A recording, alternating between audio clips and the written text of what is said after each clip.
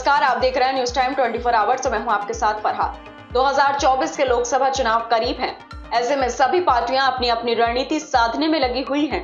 India गठबंधन की कोशिश है कि 2024 के लोकसभा चुनाव में बीजेपी को धराशायी किया जाए, तो वहीं इंडिया गठबंधन की सहयोगी समाजवादी पार्टी के नेता स्वामी प्रसाद मौर्य का बयान सपा के लिए उसके गले की फांस बनता नजर आ रहा है। दरअसल सपा नेता स्वामी प्रसाद मौर्य ने एक बार फिर ऐसा बयान दे दिया है जिससे देश की सियासत में उबाल आ गया है।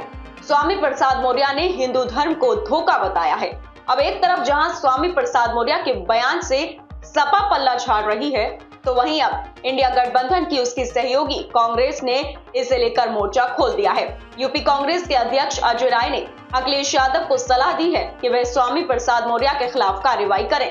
अजय राय ने कहा कि ये बार बार गलत बयान दे रहे हैं, इनको ऐसा बयान नहीं देना चाहिए, हिंदू धर्म के बारे में नहीं बोलना चाहिए, हम तो खुद सनातनी हैं, हमें भी ये बयान अच्छा नहीं लगा।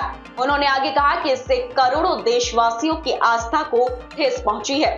तो वहीं स्वामी प्रसाद मौर्य के इस बयान के बाद सपा भी बैकफुट पर नजर आ रही है।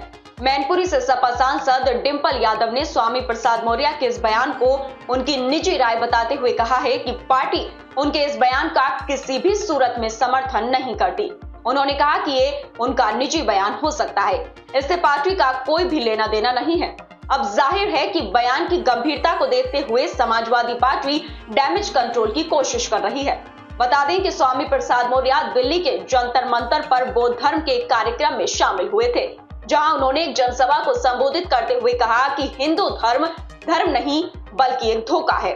उन्होंने कहा कि जब मैं ये बात कहता हूं तो लोगों की भावनाएं आहत हो जाती हैं, लेकिन मोहन भागवत और प्रधानमंत्री नरेंद्र मोदी ऐसा कहते हैं तब किसी को कुछ नहीं होता। उन्होंने ये भी कहा कि साल 1995 में सुप्रीम कोर्ट ने अपने आदेश में कहा था कि हिंदू कोई धर्म नहीं, जीवन शैली है।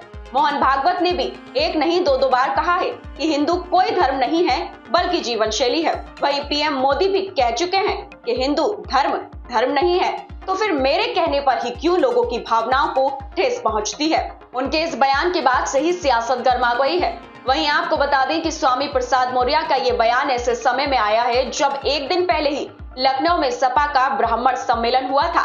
इस सम्मेलन में भी सपा नेताओं ने अखिलेश के सामने इस तरह के बयानों का मुद्दा उठाया था और नाराजगी जताई थी। अखिलेश यादव ने इस तरह के बयानों पर अंकुश लगाने की बात कही थी, लेकिन इसके अगले ही दिन स्वामी प्रसाद मौर्य ने सुप्रीम कोर्ट के फैसले को लेकर आरएसएस प्रमुख मोहन भागवत और प्रधानमंत्री नरेंद्र मोदी का जिक्र करते हुए नया बयान दे दिया।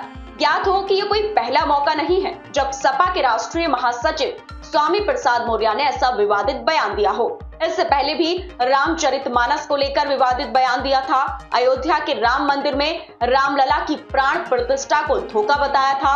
हाल ही में दिवाली के समय में भी स्वामी प्रसाद मौर्य की देवी लक्ष्मी को लेकर दिए गए बयान पर भी सियासी बखेड़ा खड़ा हो गया था और अब उन्होंने हिंदू धर्म को ही एक धोखा बता दिया है।